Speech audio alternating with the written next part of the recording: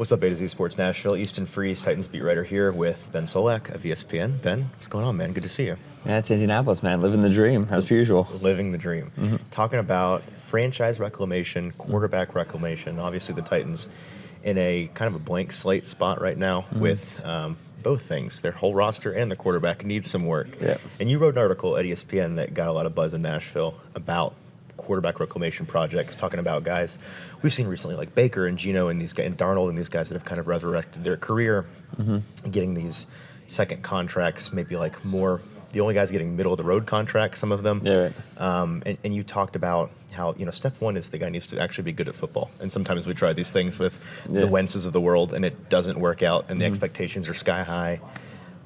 What do you make of the possibility of Darnold going somewhere else, maybe not being in as comfortable a situation, especially with the receivers as he was in Minnesota, and where the Titans are specifically if they were to try that? Is that a bad idea for them? Yeah, so I think Darnold reaches your qualifying level of like, this guy's got something, right? That coming out of USC, first couple years with the Jets, there was always like, hey, look at this throw, like that was kind of always a present there for Sam, even the Panthers days, right? When he was playing there, like he had some good stretches, Ben McAdoo, Joe Brady, like the league has long believed there'd be something there with Sam Darnold. We finally saw that kind of realized with Minnesota. Now, I think that Sam's reclamation isn't done, and he's in a unique spot relative to that of like Baker Mayfield and Geno Smith, who stayed in the same teams, right? Started to, get some chemistry with the receivers, even as they had offensive coordinator changes. At least the zip code was the same.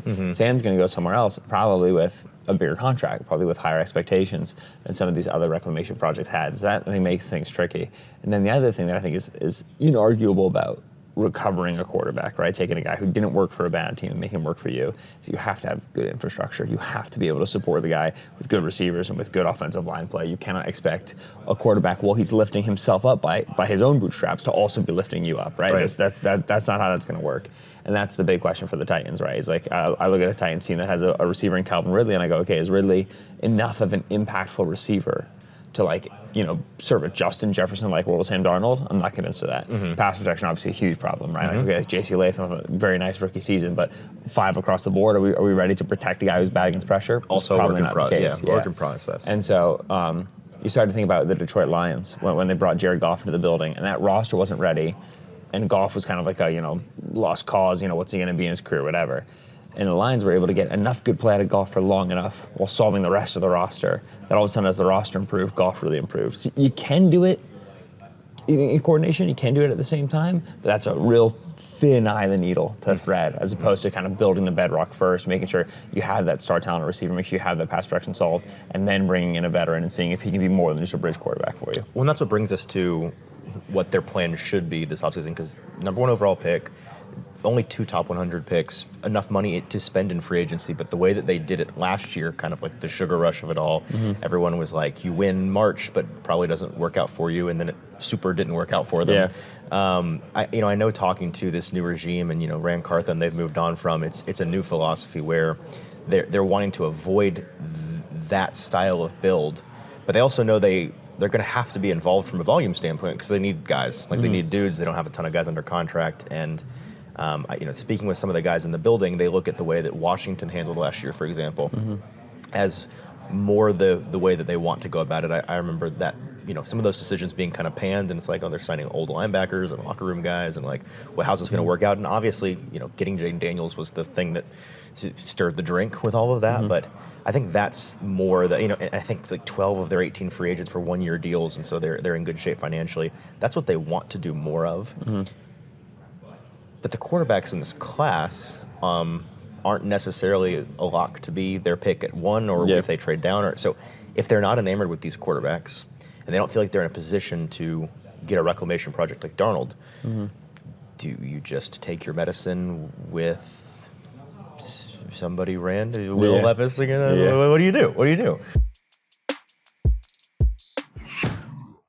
Today's video is brought to you by our new friends at Bart Durham Injury Law. A crash can change your life forever, and help is only a click away at bartdurham.com. At Bart Durham, your big truck wreck is their fight for justice. They've been in business since 1975, so they have half a century of experience dealing with all kinds of wrecks. They're locally operated here in Capitol View, Nashville, but they can fight for anyone in Kentucky or Tennessee who's been in an auto accident. Attorneys are available to meet with you wherever is most convenient, including virtually, and you can reach the Bart Durham team 24/7 to get your legal questions answered. Just call 615-242-9000 and let Bart Durham help today. Yeah, so I think that Darnold as a bridge is an intimidating idea. I think Darnold's going to have a pretty hefty price tag on him. I think, Right. The cap just kind of announced it's almost $280 million. Darnold had a good season. Like, if you go and you look back, these sort of guys, like Teddy Bridgewater with the Saints and Jimmy Garoppolo with the Niners going to the Raiders, like these guys tend to be like 11% of the cap. Like, it's not going to be a small contract. And so I don't think you want to be at the same level, but like, do you want to be at the Jameis Winston level, the Justin Fields level, the Daniel Jones level of like, all right, let's just get a guy in the building to see what he's got. And while we're doing that, we tell him, hey, you have a year, do your best, Tiger. We're going to be working on this roster over here. And hey, if at the end of the year, like, you held it down, right, you're going to have a chance to hold on to the job, So I think there's a lower level of dart throw that's below the Darnold level from a cost perspective that you can still go for, and you probably will see them go for if they don't take that quarterback at one. Right. The philosophy, the approach, right? How much do we want to spend in free agency? What do we want to do in the draft? How do we make our picks? The quarterback, how we're rookie now and veteran, whatever. There's no philosophy that works. There's just the philosophies where the team got Jaden Daniels and the other team didn't. You know what I'm saying? Right. Like, there's no right way to skin the cat. The only guiding light, the only correct way, is understanding that it's patience. It takes time. It's gonna take a couple years, and you accordingly have to hit on your draft picks. There's no successful rebuild that has ever worked without like third round picks and fourth round picks and fifth round picks becoming meaningful players. First round picks being not wasted picks, right? So you bring up 2 picks in the top 100. That's why they feel like a trade back team to me, right? And I think that you're going to see them want to take 6, 7 swings, even in a draft class that maybe isn't as thrilling as other ones in the past. You want to take more swings, get young guys in the building, and then just give them snaps, right? Get a third rounder at left tackle, or they don't need left tackle. Get a third rounder at right guard, right tackle. Desperately need right tackle. Throw them out there, right? And maybe it's bad for 8 weeks, but maybe by the 9th week, the 10th week, the light bulb starts to go on because opportunity is such a big part of development for rookies. And so, to me, like, what's the philosophy going to be? Doesn't matter what the philosophy is. You're going to have to hit your picks. Until you hit your picks, you're kind of treading water. Right. So being a volume team from a draft standpoint, and they've made that very clear that that's the way that they want to go. So it sounds like, aside from what we think they're going to do, it seems like you don't feel great about these rookie quarterbacks yourself either. You don't see them as necessarily one overall picks. Yeah, I like it. I think Cam Moore would have been around the J.J. McCarthy, Michael Penix Bowl next year for me last year. Right. I think that the league is probably going to view him about that way as well. Yep. Now, with no quarterbacks in front of him, he's going to get drafted earlier than those guys did. But the thing to remember is that whenever we talk about projecting quarterbacks, we're talking about range of outcomes. Cam Ward has within his range of outcomes, in the highest percentiles of his outcomes, he has the talent of the same impact that Jaden Daniels had on the Commanders. I just think that range is very thin. And so if you take it, you have to understand you're not swinging at a middle fastball. You're swinging at an outside corner fastball. You make good contact and lift that thing, right? It's gonna be it's a little bit more challenging of an ask. But if you're sitting down in the Titans and you say, all right, like we're looking at Ward relative to this free agency class, well, relative to who we think is coming out next year's quarterback class, and listen, this is the best swing we're going to get in the next 13, 14 months. There's nothing wrong with taking the swing. It's absolutely defensible. You feel that way about Shador, it's absolutely defensible. You feel that way about a second-round guy, you want to try to Jalen Hurts it, it's absolutely defensible. Because all these guys have within their outcomes that sort of an impact. It's just thin bets. And that's why I say, again, you want to be a volume shooter. You want to be able to take 2 or 3 or 4 of those bets instead of just 1. 2 more questions for you. If they do manage to trade down, if I told you I'm from the future, they got to move down, who's your guess today as to who that is? Who's moving up? Who's moving up? Who's the partner?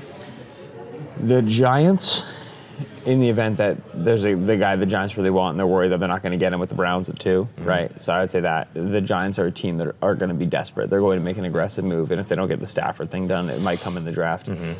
Brian Dable's the head coach there, Joe Shade's the general manager. They both seem to have 1 year left, like they almost lost their jobs. It's like, okay, we'll give them another year. That sort of a team will mortgage the future, right? That sort of team will rob Peter to pay Paul because the head coach and the general manager want to keep their jobs. Yeah. And so to me, the Giants are there. There's nothing I would rule out for the Raiders doing as well. Raiders are currently picking at 6. They're obviously in the Stafford sweepstakes as well. And just with the way that ownership group changed, and they're paying Chip Kelly $6 million to be the OC, right? Like they're very clearly willing to do some stuff. Sure. Right? Yeah. So there's nothing I would say the Raiders could do that would super surprise me in this draft. Outside of 6, I think that the cost moving up to 1 to take one of these quarterbacks is going to be too big. So those are the 2 teams I think of. Last question, do you see that if they have to stick at 1, everybody seems to think it's Carter or Hunter. I guess which of those guys would you prefer for the Titans, I suppose, at 1? And do you see those guys as good enough players that you wouldn't take a more middle, if you got a middle of the road trade down, you'd be like, I'd rather have this guy than that capital? I'm pretty much trading down if I've got a square offer. I think that's just the right way to go about the team building. Okay.